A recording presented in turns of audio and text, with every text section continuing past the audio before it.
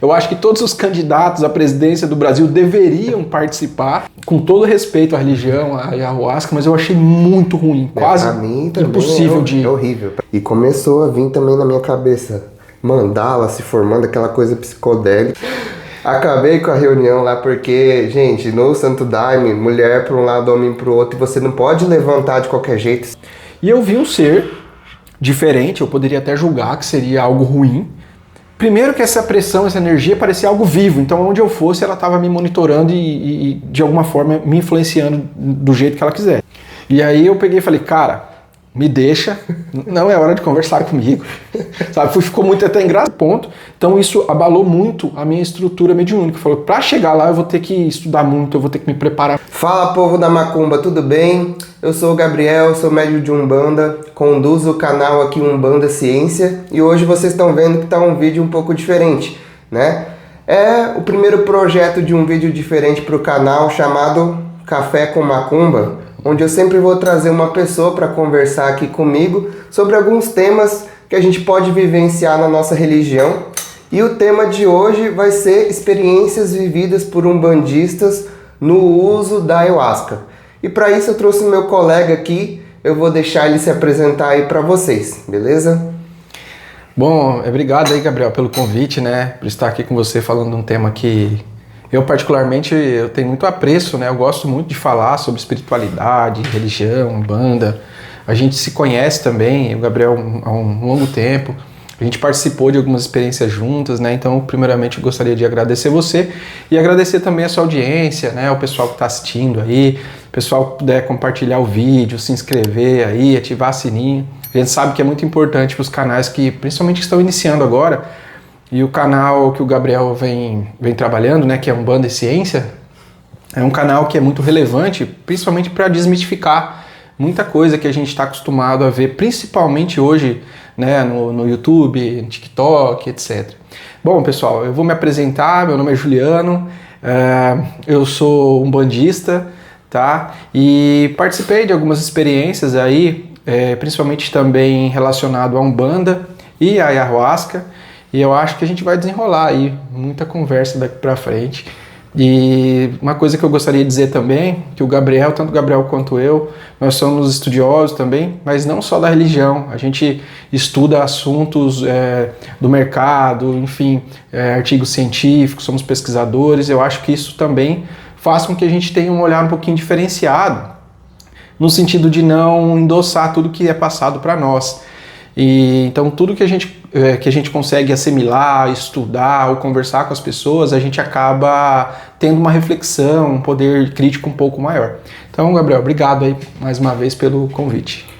Beleza então, gente. Mas primeiro eu queria perguntar, né, para quem está chegando aqui pode não entender muito bem o que é a ayahuasca. Você consegue explicar um pouquinho pra gente o que é? Bom, pessoal, obviamente não é uma religião no qual eu participo ativamente, né? A gente foi convidado, né, nas vezes que a gente participou, né, Gabriel?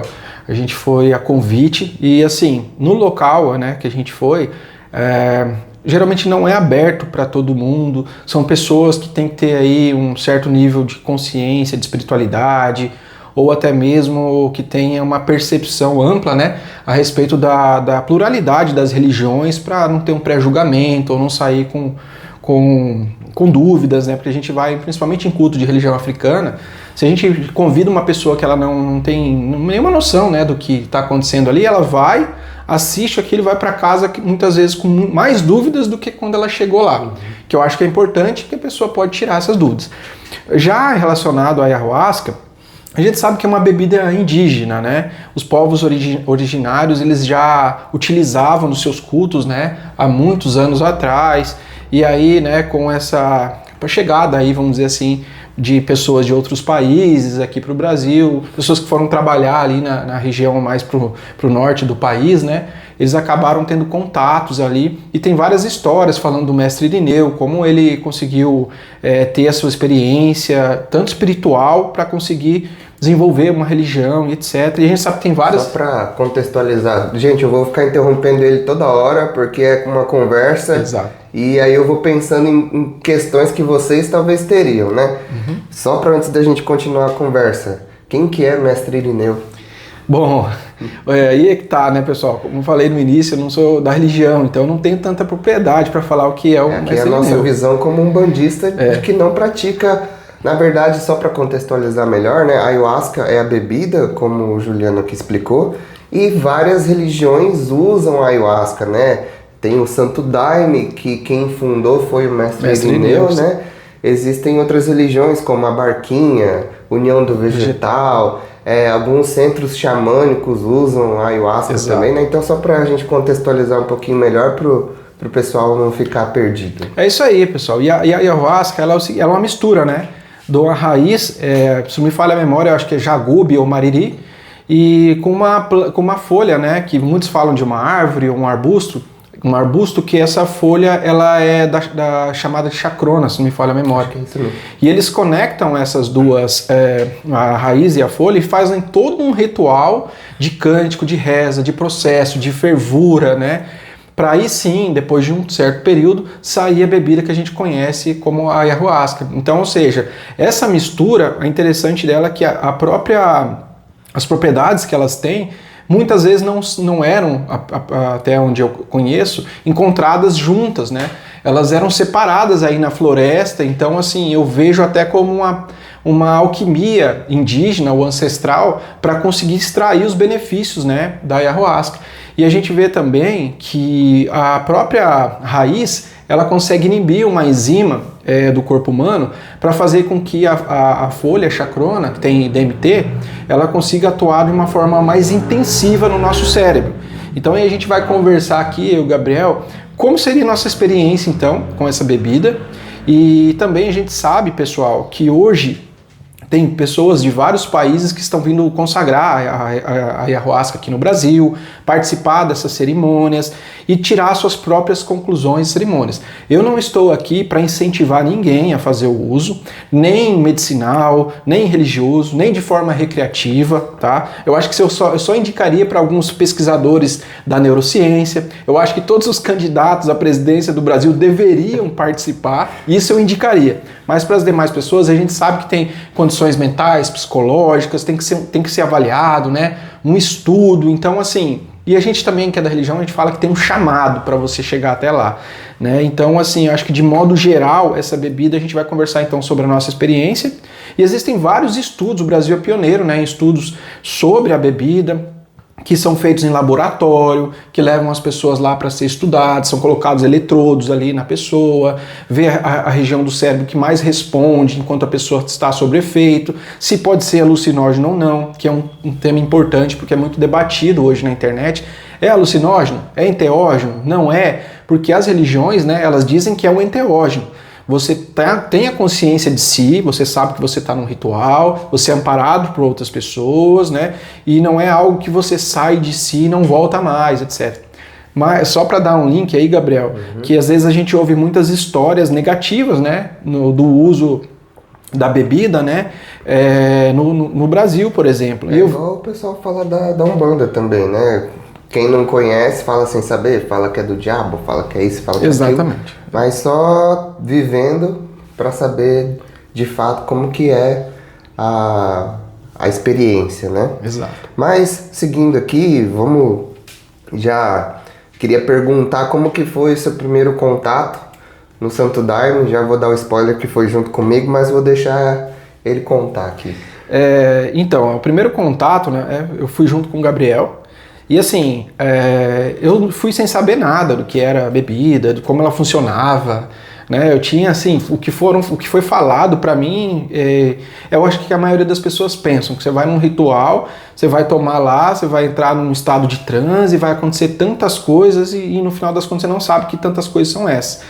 E eu lembro que o Gabriel, ele pode até me ajudar aqui, complementar para eu ir lembrando, porque eu fui em 4 vezes, né, em 4 consagrações eu fui nesse ritual, ao longo aí, acho que de, 5 anos, Gabriel, mais ou menos, 5 ou 6 anos a gente foi, e eu particularmente fui 4 vezes.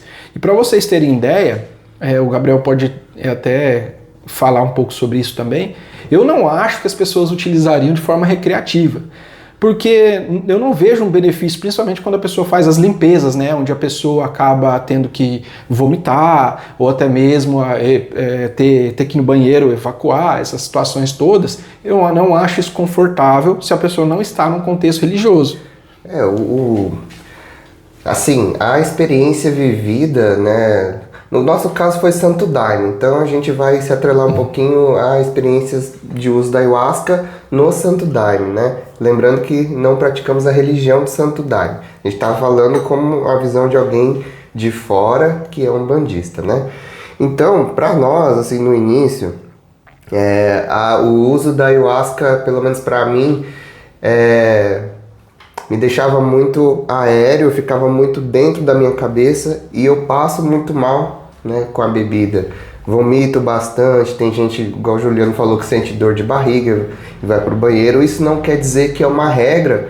Cada pessoa vai ter a sua sensação, vai ter a sua sensação física no corpo. Então pode ser que você seja uma pessoa que não sinta nada, né? Então a informação que a gente teve é que essas experiências de vomitar, de ir no banheiro, são limpezas, né? Por isso que o Juliano comentou da questão da limpeza.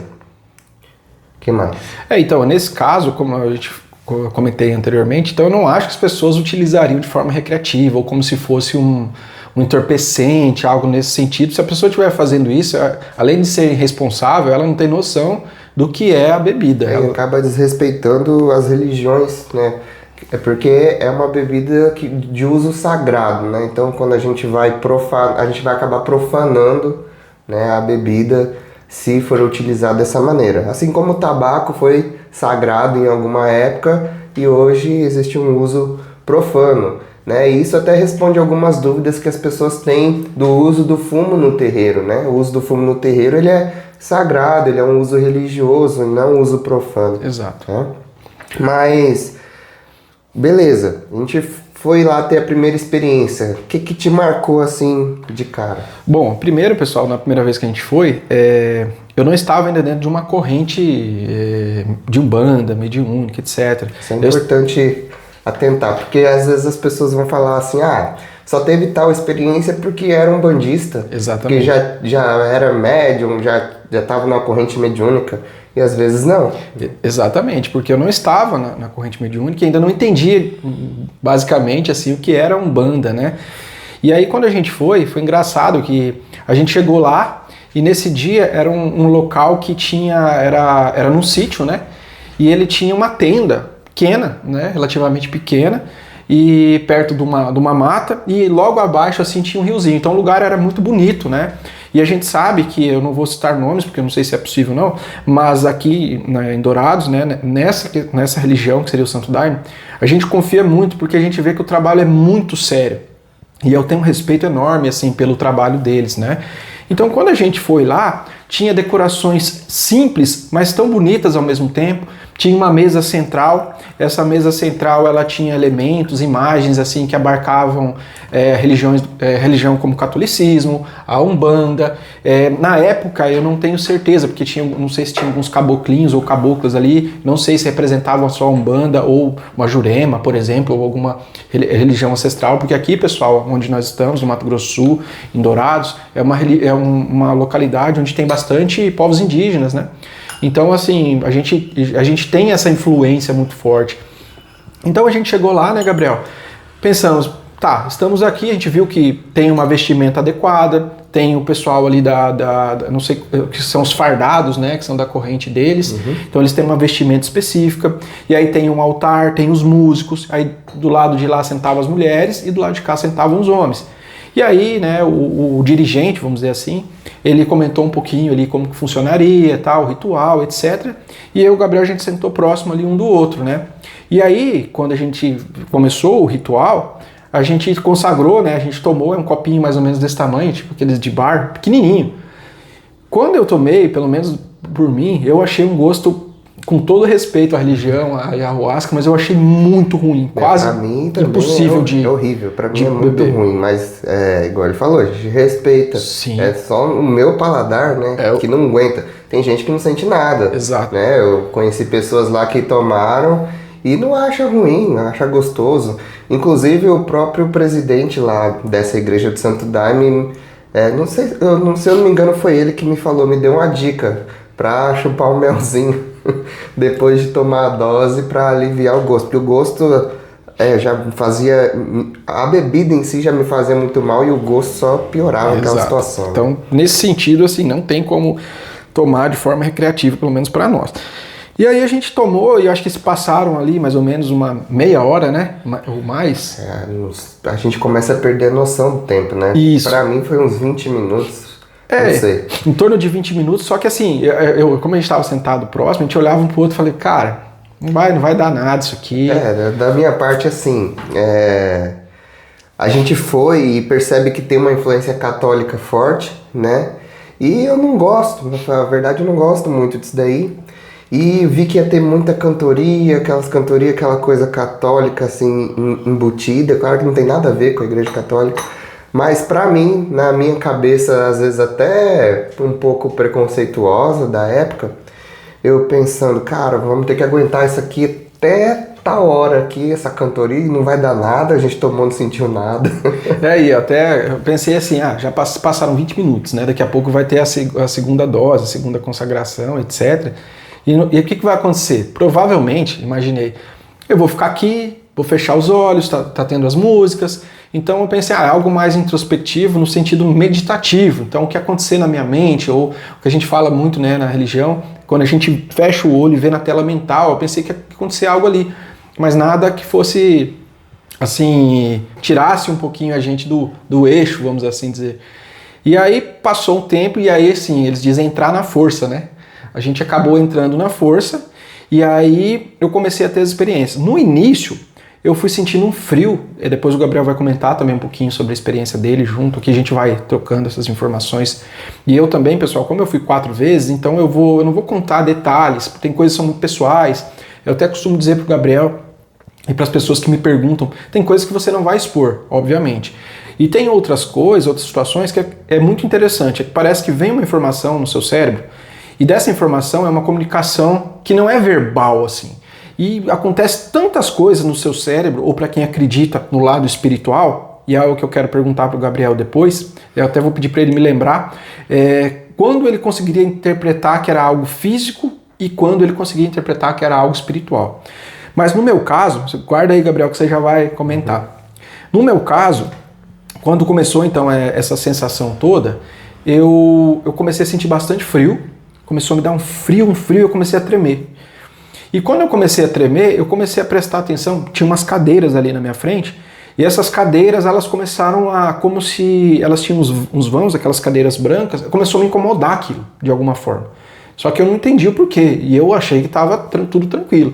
E aquilo começou a me incomodar, e aí eu comecei a ver os músicos a tocar, e eu vi que a música começou a ficar mais distante, eu vi que as coisas começaram, o meu olho começou a fechar, e eu tentava deixar aberto o meu olho, e eu via que ele queria fechar, mas eu tentava deixar aberto. E nisso, fechei o olho, e eu comecei a sentir uns barulhos, uns estralos, assim, parecia como se fosse o osso estralando, mas não era um barulho externo. É aí que tá. Esse ponto desses barulhos é mental, é físico, é espiritual, né? Porque eu já vi algumas conversas sobre projeção astral, etc., que quando o corpo vai se deslocar, acontece alguns barulhos, né? Que quando ele está se deslocando ali do corpo físico, seu perispírito, ou seu corpo astral, etc., acontece alguns barulhos, né?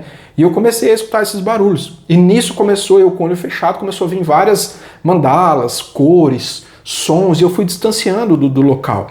Então, assim, a priori começou a acontecer isso. Mas aí depois eu vou contar mais. Agora eu quero ver a experiência dessa inicial do Gabriel também. Pra mim foi meio parecido, né? Deu uns 20, 30 minutos. Eu comecei... Assim, eu acho que vai variar também muito de acordo com a mediunidade que cada pessoa tem, né? Porque tem pessoas que têm experiências mais físicas, sente, tipo, coisas no corpo, vê coisas, né? E eu não tenho essas mediunidades de ver, de escutar, né? Mas é muito mental as coisas. Então eu tava ali com o olho fechado e começou a vir também na minha cabeça mandala se formando, aquela coisa psicodélica. Eu acho que é o primeiro estágio, né? Até você entrar de fato ali. E é assim, pra mim não tem muito controle dos pensamentos, né? É como se eu estivesse ali, mas a minha cabeça está em outro lugar e eu não tenho controle desse pensamento e as coisas começam a acontecer. E assim, não é algo que é uma história contada do início ao fim para mim. Parece que eu me vejo em experiências que estão me dizendo alguma coisa, né? Fora isso, eu passando mal ao mesmo tempo, né? E assim, você conseguiu distinguir em algum momento quando era físico, sensações do corpo, e quando começou espiritual? Ou você não percebeu essa transição, assim? Porque você vai ter relatos que você considera espirituais e físicos, né? Mas essa transição, você conseguiu chegar? Então, pra mim é bem difícil, porque eu sempre fico duvidando do que é espiritual e o que é físico, É o cientista, né? E aí a gente também... Eu acho que eu não gosto de delimitar a espiritualidade e falar, isso aqui é espiritual, isso aqui é físico. Porque às vezes a gente coloca a espiritualidade numa caixinha, dizendo que ela tem que se manifestar daquela forma. E eu não gosto de ver assim, então pode ser que eu vivi coisas que eu achava que era físico e era espiritual, né? Mas, como eu falei, muito do que acontecia comigo era no mental, né? E aí iam me mostrando coisas, mas também pode ser que aconteça experiências de incorporação, né? E aí eu já quero pedir uma desculpa aí, Thiago, se o Thiago estiver assistindo isso daqui, que é o presidente do Santo Daime. Já falou, não? Eu fui leigo.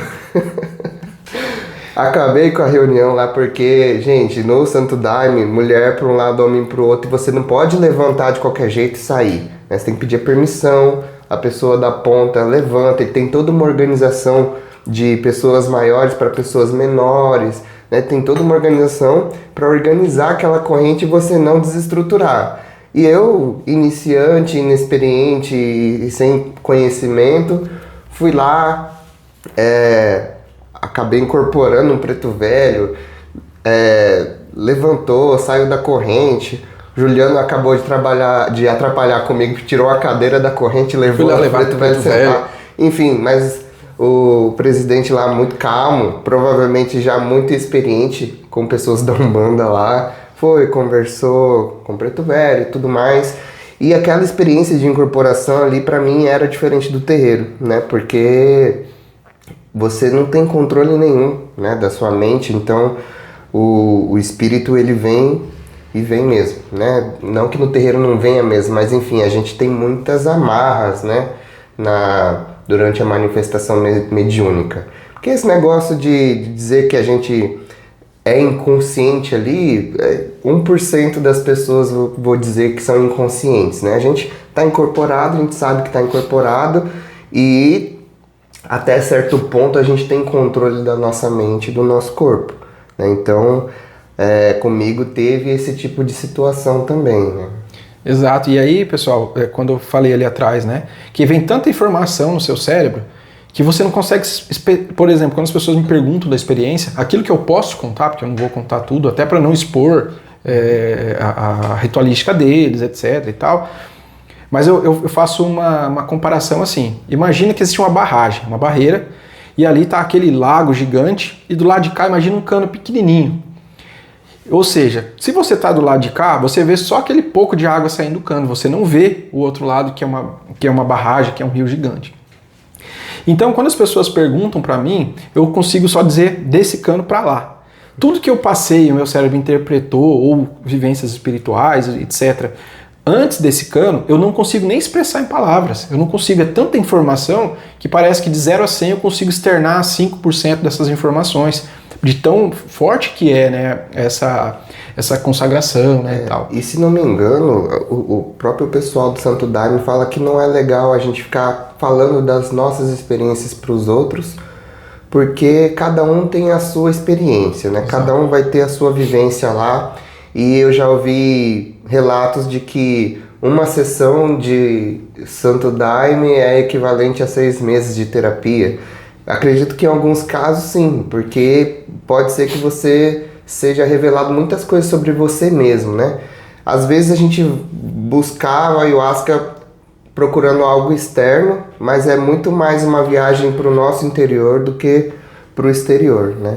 Pelo menos a percepção Sim, sim. que eu tive no geral. E eu acho assim, Gabriel, que expor isso aqui de forma mais respeitosa que a gente possa ser, a gente não é perfeito, então a gente pode cometer algum equívoco, algum erro, vocês podem comentar embaixo, etc, se tiveram alguma experiência, algo nesse sentido, ou se a nossa visão foi tão diferente assim. Mas eu acho que expor de uma maneira respeitosa é interessante pelas pesquisas que estão acontecendo. Se conseguir desenvolver um fármaco, alguma coisa nesse sentido, que auxilie, por exemplo, o indivíduo que faz uma terapia, que ele faria durante 6 meses, talvez eu poderia até ajudar o próprio terapeuta a sugerir ou saber qual seria as doses corretas desse fármaco. Então, nesse ponto, eu conseguiria enxergar o que a gente transpõe de religião para algo mais físico e benefício. Obviamente que, se a gente imaginar no Brasil, né, eu vou chutar um número, vamos supor que tenha 10 mil pessoas e 10 nessas religiões que consagram a ayahuasca. Obviamente que dessas 10 mil pessoas, 2, 3, 4 pessoas vão ter experiências ruins, inclusive prejudiciais à saúde. Por isso que tem que ter um cuidado, aonde você vai tomar, você tem que estudar bastante acerca do tema. Porque tem muita gente que pode tomar sem preparo. E não é só no Santo Daime. Se você for entrar num terreiro e for num terreiro ruim, ou você querer fazer coisas sem preparo, você vai se dar mal também. Hoje, uma coisa só, saindo um pouco aqui do assunto, mas que tem a ver, né, sobre estar preparado. A gente vê muito na internet falar sobre a quimbanda.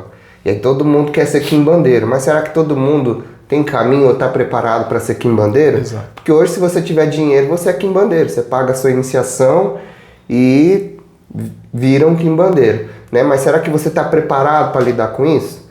Né? Então, se você não estiver preparado, pode dar ruim. Então, você precisa ter contato com uma pessoa séria que vai ter condições de falar, olha, não me importa com o seu dinheiro, você não está preparado. Né? A pessoa responsável. E eu acho que isso envolve todas as religiões, né? Não só o Santo Daime, Umbanda, até evangélica, né? Se a pessoa não está preparada para viver certas coisas lá, faz parte da responsabilidade de quem está à frente orientar a pessoa sobre isso. Né? Exatamente. Então, voltando ali no tema da experiência, né? Quando partiu desse ponto aí das mandalas, etc e tal, eu lembro, pessoal, que assim, eu não, como eu falei, né? Eu fui 4 vezes e eu não sinto necessidade de mais, é uma coisa particular minha. Então, algumas coisas eu vou contar e não na ordem da primeira, segunda, terceira consagração. Eu vou contar mais ou menos aí de forma geral para vocês entenderem como foi a minha experiência. O Gabriel também pode contar a dele. Mas, por exemplo, vou dar um exemplo para vocês, tá? Principalmente, esse exemplo eu quero expor para as pessoas que têm dúvida a respeito da entidade, por exemplo, Exu. Que às vezes as pessoas interpretam Exu de outras religiões como um mal, ou enfim, como algo ruim, maléfico para a própria vida. Só que assim, se você não estudou a fundo sobre aquele tema, se você não entende aquilo, é difícil você ter uma opinião para falar algo embasado, né? Todo mundo tem a liberdade, né? A gente vive num país, além de ser um estado laico, etc., a gente tem liberdade, é democrático, a gente pode falar o que a gente quiser. Só que também a gente tem que assumir as consequências. Então, se eu não estudei, se eu não participei daquela religião e eu estou falando algo mal dela, eu tenho que também assumir as consequências que eu vou ter, legais, inclusive legais, né, de tolerância religiosa, etc. Então, o que acontece? Na primeira vez que eu fui, eu já nem sabia direito o que era Exu, né? Não entendia quase nada da religião. E eu estava sentado lá, né, eu vou tentar pensar uma forma de que, como eu vou contar umas partes e outras não aqui, então eu vou... Se o Gabriel estranhar o relato, Gabriel, é porque eu não vou contar na íntegra, né? Mas, enfim, eu estava sentado ali e eu sentia uma energia vindo aqui pro lado das minhas costas. E essa energia, ela foi vindo aqui do lado esquerdo e eu fui sentindo aquela situação toda, e é o que o Gabriel comentou, né? É muito estranho, porque eu também não sou um médium clarividente. Só que quando eu olhei para trás naquele dia... é como se eu estivesse enxergando outra dimensão. Parece que não era ali e parece que não era no meu cérebro. Mas era algo que eu estava vendo com meus olhos. E eu vi um ser diferente, eu poderia até julgar que seria algo ruim. E ele começou a chegar próximo de mim e eu já comecei a falar, onde eu fui me enfiar, né? O que está acontecendo comigo? E aí eu fui olhar novamente e foi como se estivesse saindo uma energia dele. Eu não lembro que ponto que era, se era do ombro dele ou algo assim. E foi se conectando aqui atrás, nas minhas costas. Lembre-se, eu não sabia, eu não era da religião, eu não entendia direito o que era Exu, e eu também não sabia que existia um chakra aqui do lado, mais pro lado esquerdo, perto do úmero aqui, que é o chakra umeral. Muitas religiões, elas acabam ligando ou linkando esse chakra à mediunidade. Né? Eu não estou dizendo que é o caso da Umbanda ou de todos os terreiros, né? Mas até onde eu vi, só que eu não sabia disso. Então houve essa conexão. Quando eu conectei, eu fechei o olho, né? E quando eu fechei o olho, parece que eu acordei em outro lugar. E aí que tá, foi um desdobramento? Foi algo da minha mente? Como eu fui numa religião, e é aí que muitas pessoas falam, né? Ah, mas se você vai numa religião de matriz africana, Umbanda, Candomblé, Quimbanda, etc., ou até mesmo religiões evangélicas, que a música, a luz, ela vai te induzir a algo.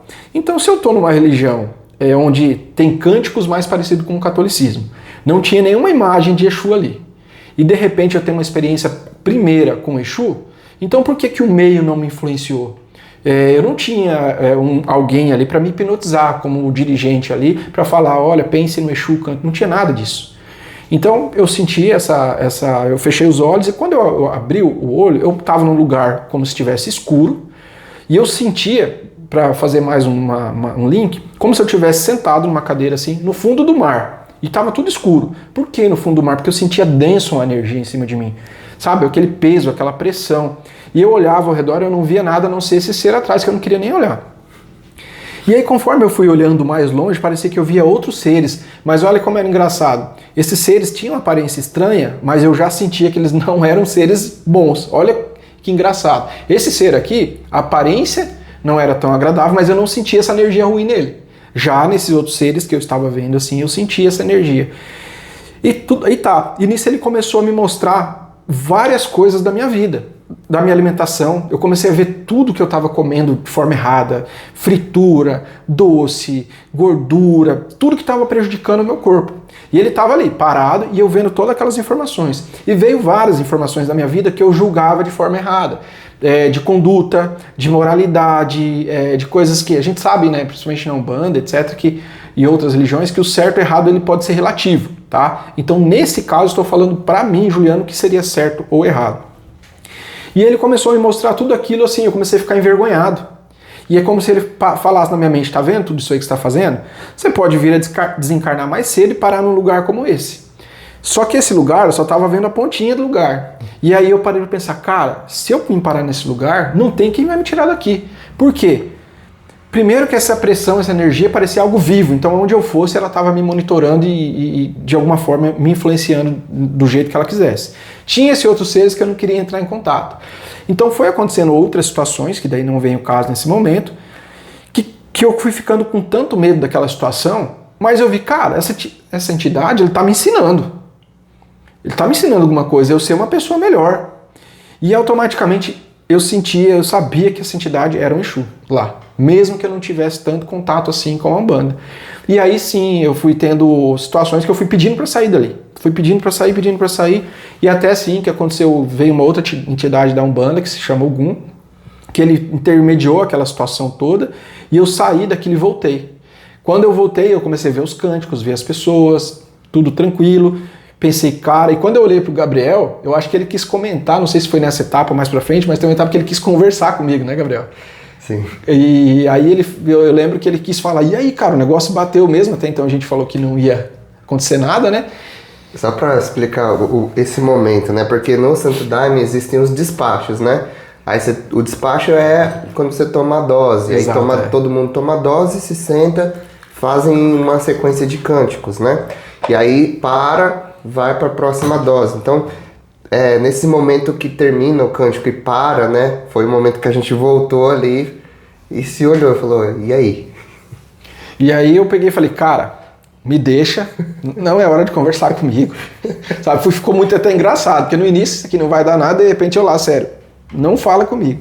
Né? Então, assim, essa foi a primeira experiência que eu tive ali, e depois eu tive várias experiências familiares, pessoais, com entes queridos que já desencarnaram. Então, assim, parece que aquele ritual foi para me, de alguma forma, me limpar, me acalmar, me tranquilizar de várias situações, me ensinar bastante, sabe?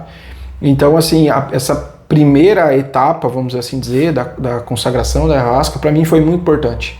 Porque quando eu cheguei da minha casa, eu pensei assim, cara, o que eu era antes e o que eu vou ser agora, sabe? Foi um divisor de águas na minha vida, assim, que eu não sabia nem fazer com aquilo. Né, Gabriel? Então, se você quiser comentar um pouco mais... Para mim foi parecido.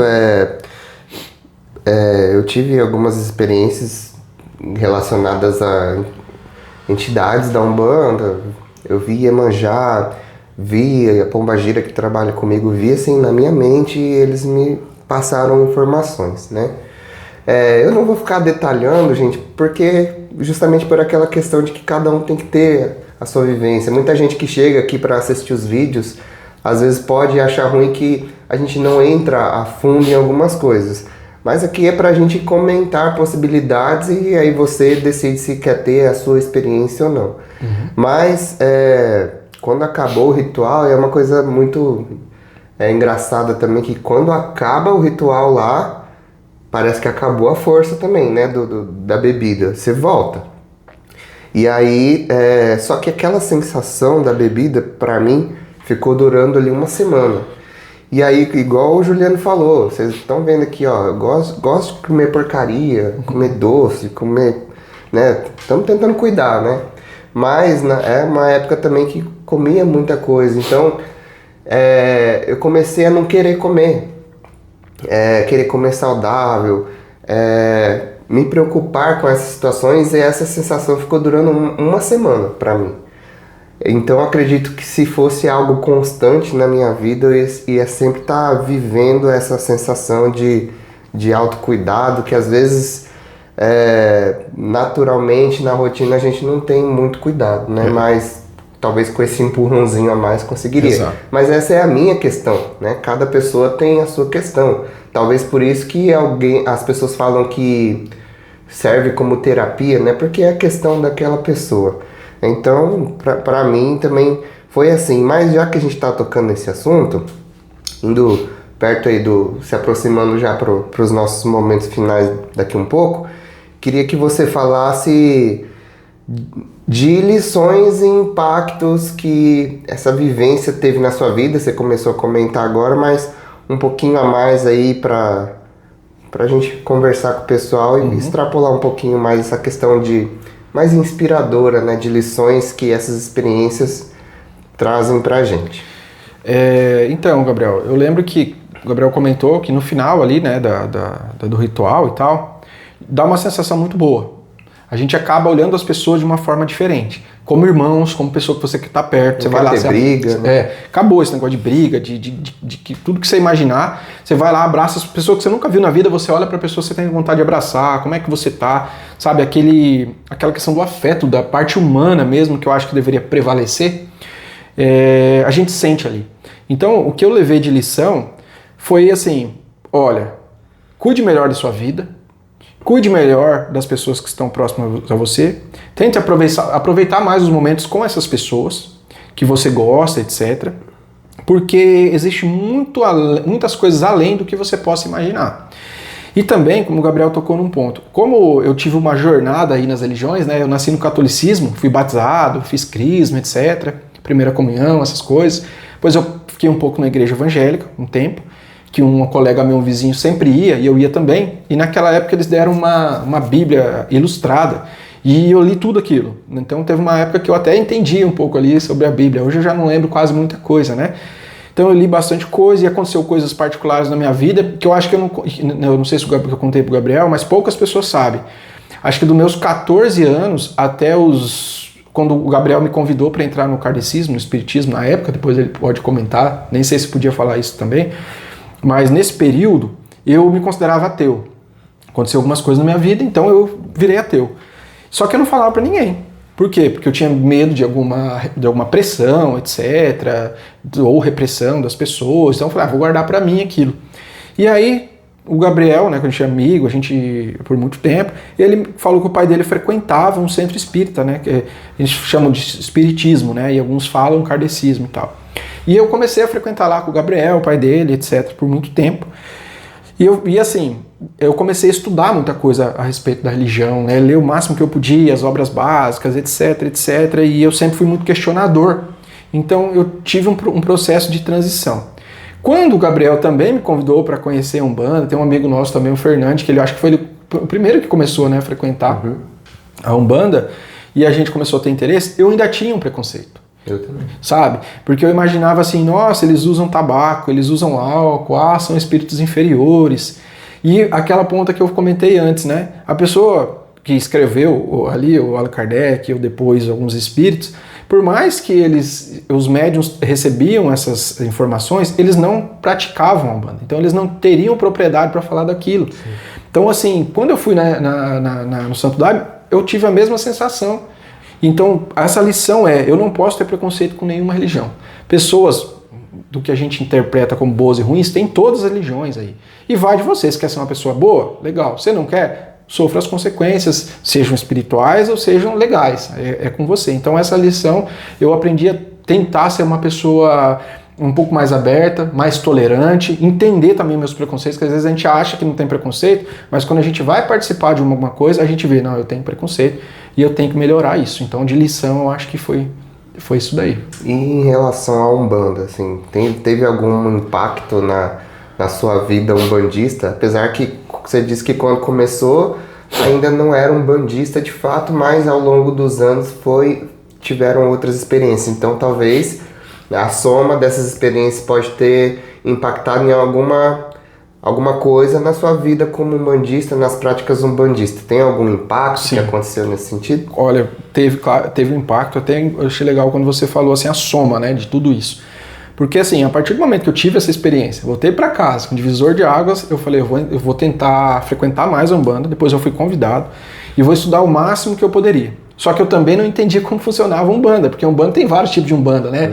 Eu tenho a Umbanda Homolocô, tenho Umbanda Sagrada, Esotérica, tem um monte, só que eu não sabia disso. Porque o kardecismo, ele tem algumas obras básicas, o livro lá de Allan Kardec, e você segue aquilo. Tem as federações que controlam algumas coisas, eu acho importante, porque as pessoas não saem muito para fazer algumas coisas que a gente olha como situações absurdas que a gente vê hoje, mas ao mesmo tempo vai cercear um pouco a liberdade ali, coisa que a Umbanda não faz. A Umbanda, ela te dá uma liberdade muito grande, eu acho muito legal isso. Quando eu estava no Santo Daime, acho que foi na segunda vez que eu fui, eu recebi um preto velho lá. Quando eu recebi o preto velho, pessoal, eu sou um médium consciente, né? Então, quando eu estou ali no meu momento sagrado, etc., particularmente, eu preciso ter um preceito, eu preciso ter uma concentração, eu preciso ter uma conexão, justamente porque eu não sou aquele médium consciente, ou alguns médios com uma mediunidade seria mais ostensiva, algo nesse sentido. Então, eu preciso trabalhar um pouco para chegar naquele ponto. Quando eu fui no Santo Daime, o Preto Velho incorporou, assim, eu não tive controle também, sabe? Ele veio, se conectou, incorporou. Seria aquela corporação 100%, que fora desse ritual é um pouco difícil. Eu só controlava o globo ocular. O que ele quisesse fazer, eu falar e usar, que eu não precisava pensar nada. E eu lembro que ele estava ali fazendo uma mironga ou fazendo algum ritual ali, e eu sentia umas almas sendo ajudadas. Tinha um cruzeiro ali no meio da mesinha ali do pessoal do Daime, e ele fazia sinais com as mãos que eu via, parecia sinais de fogo indo até aquela região. Tinha vela, então eu via ele trabalhando ali, como era. Como se eu estivesse vendo, como se eu fosse num terreiro e abrisse ali o terceiro olho, a mediunidade de clarividência, e eu enxergasse o trabalho mesmo. Então eu vivenciei isso. Isso foi excelente para mim. Só que aí pensa comigo, eu saio de lá, vou trabalhar do zero, uma mediunidade praticamente, e eu não teria essa conexão, essa incorporação igual teve lá. Então eu tive que aprender muita coisa. Hoje eu entendo o porquê disso. Mas eu tive que aprender muita coisa aí nesse tempo, aí, até eu conseguir desenvolver, porque desenvolvido ninguém é do meu ponto de vista, né? Mas desenvolver até certo ponto. Então isso abalou muito a minha estrutura mediúnica. Falou, para chegar lá eu vou ter que estudar muito, eu vou ter que me preparar muito para conseguir chegar. Porque eu acho assim, pessoal, eu vejo que tem várias umbandas que estão começando a utilizar a ayahuasca junto. Embora eu tenha um respeito gigante pela ayahuasca, são práticas diferentes. Então eu não acho legal a mistura. Juliano, mas você acabou de falar que o preto velho poderia baixar, etc. Só que se a pessoa não se prepara, o médium, eu não tenho controle sobre os outros, eu tenho controle sobre mim. Então se aquele médium não se prepara adequadamente, se ele receber então um espírito quiumba, um obsessor, ao invés do guia, o que vai acontecer com aquele cara se ele perdeu o controle porque ele tomou a ayahuasca? Então eu acho que seria bem delicado, né? Então assim, eu tive um impacto para saber, bom, a espiritualidade existe, só que eu tenho que me preparar mais para ter acesso a ela. Então eu tive Eu acho que essa lição aí. Bom, gente, então a gente vai finalizando aqui o nosso vídeo. Vou agradecer o Juliano por compartilhar as experiências dele aqui com a gente, né? Falar sobre o uso da ayahuasca na perspectiva de um bandista que ainda nem era um bandista quase na época. Queria pedir para ele deixar uma fala final aí que ele queira, antes da gente fazer o nosso encerramento aqui. Bom, então eu gostaria assim, pessoal, que vocês levassem essa conversa como reflexão, assim, né? Não precisa ficar eufórico, preciso tomar ayahuasca, eu preciso procurar se o chamado chegar para vocês um dia, vai chegar.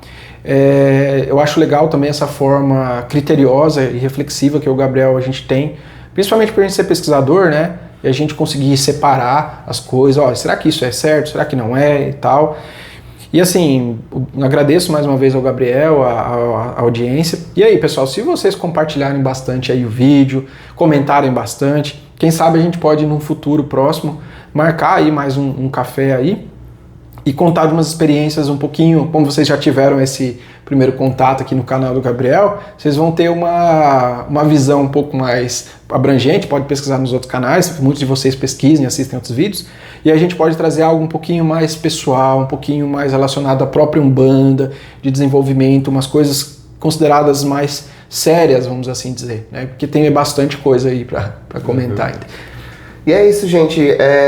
Queria saber se vocês gostaram desse formato de vídeo. Se você gostou, deixa aí nos comentários o que você achou.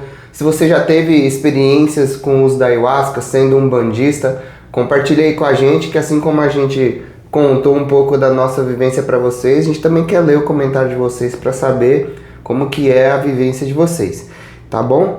Eu agradeço vocês que assistiram o vídeo aqui até o final. Se inscreve aqui no canal se você ainda não é inscrito. Deixa o like no vídeo, compartilha aí com seus irmãos que já comentaram com vocês aí sobre ayahuasca. A gente vai ficando por aqui. Saravá pra vocês. Até mais, tamo junto. Axé. Falou.